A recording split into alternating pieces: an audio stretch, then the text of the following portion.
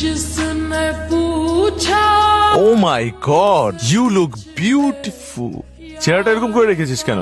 তুই কি কোনো কারণে আমার উপর রাগ করে আছিস? রাগ করবো কেন? জন্ম থেকেই আমার চেহারাটা এরকম, দেখলেই মনে হয় রাগ করে থাকি। দেখলে মনে হয় রাগ করে থাকি। আমি তোকে খুব ভালো করেই জানি, সমস্যা কি বল? সমস্যা কি তুই বুঝিস না? হুট করে আমাকে ফোন দিয়ে বললি বিয়েটা আমি করে ফেলছি, জুই শুনছো? কেন কেন তোর বিয়ে করতে হবে?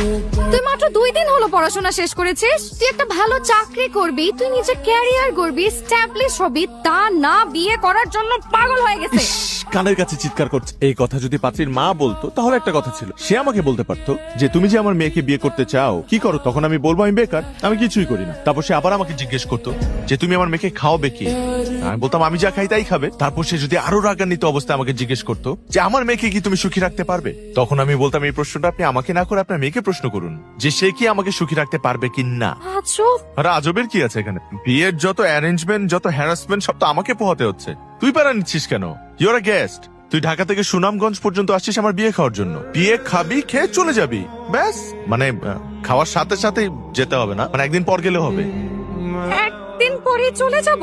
একদিন পর তো আমিই চলে যাবো বোকা, হানিমুনে যাবো না?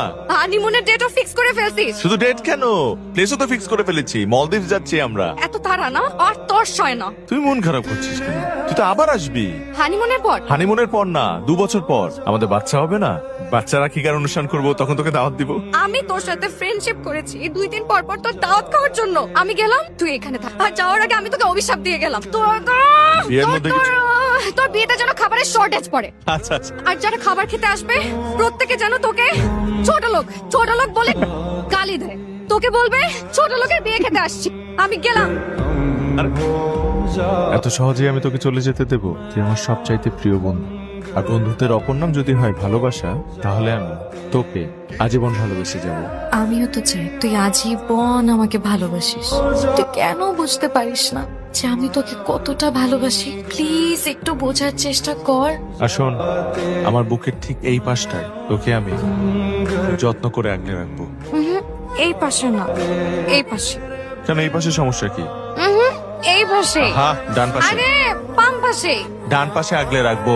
বাম পাশে। আরে বাম পাশে তো তোর ভাবি যায়, বোকা নাকি? চল, বাসায় সবাই অপেক্ষা করছে।